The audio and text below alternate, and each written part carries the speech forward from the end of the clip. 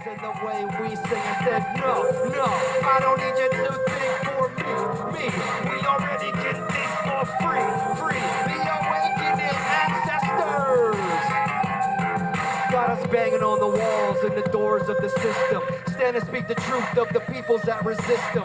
Tired of false histories with all the facts they twist them. Memories of my culture by generation missed them. So their lies don't mean a damn thing. Ain't we're the damn sin with the poison they bring. Every time they speak an evil bell rings in a tower filled with screams and scorpion stings. The sinner of all sins in a world filled with babies. A monster in a dark robe and frothy mouth from rabies. Sleeping in the gutter with the maggots and the scabies. Got the world filled with terror with these later ons and maybe. So no, they ain't going out of my sight. I'ma level up the front and take it to a new height. And you surrounded by awakened ones and beings of light. And you can't talk your way about it as you felt on the night. I said no. All Nations Festival for me is important because it takes place in Coquitlam, British Columbia. And the namesake of Coquitlam comes from my 5 times great-grandfather. And so this part of the world is where I come from. And so to have a multicultural indigenous arts festival in this area is important to raise the narrative for Coast Salish people around and for us to build a collaborative relationship with the communities here. Yeah, there's lots of different, I mean, you're performing rap, but there's a lot of different folks behind you. You've got some Persian culture, dancing, and that kind of stuff. So again, it's not First Nations festival, it's an all nations festival. So the concept of rap music and sort of activism or First Nations culture and how that works. You know, being First Nations, it kind of comes with a thread of activism just in our experience. We're born into a colonial state and we're always fighting for rights and we're stewards of the environment, and that's the position that we take. Hip hop has given me an avenue to be able to travel around the world and spread this message, but also to be able to reach the youth. But also now, as I turned 36 years old this year, I'm able to construct music that reaches all generations.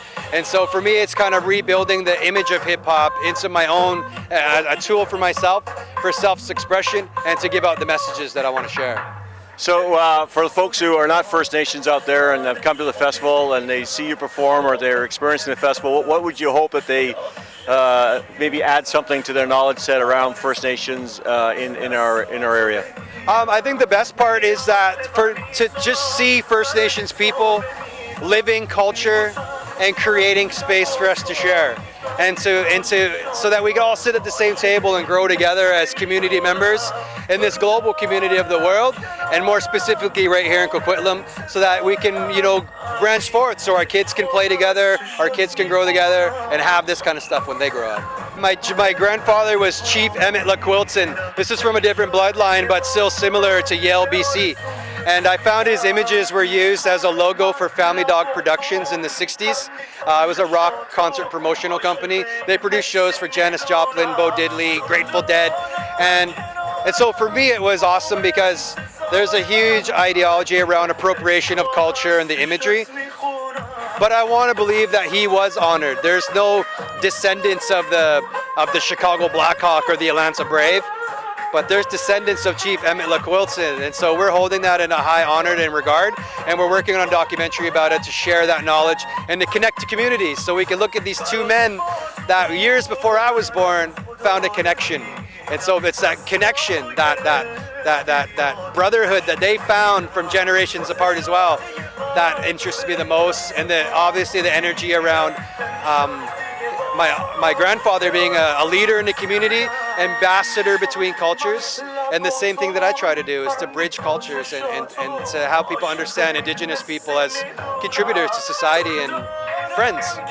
And so the iconography of Coast Salish culture, I mean, it changes. Like the Coast Salish sign you see back here behind the pretty girls is by an artist named Sonny Asu, who's actually a Haida artist, but lived here in Coast Salish territory. So him expressing his honor towards Coast Salish culture, but also mixing it with contemporary culture, allows people to know that we exist in a contemporary setting and not just in anthropology books or the archaeology records. We're living beings creating new culture and contributing to this new society. And that's my major message, is that we're here. And we're here to work and we're here to build together.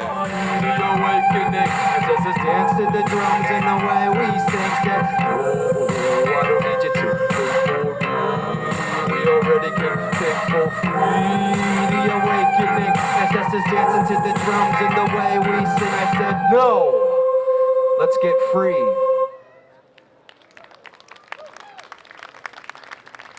Let's get free. Let's get free together.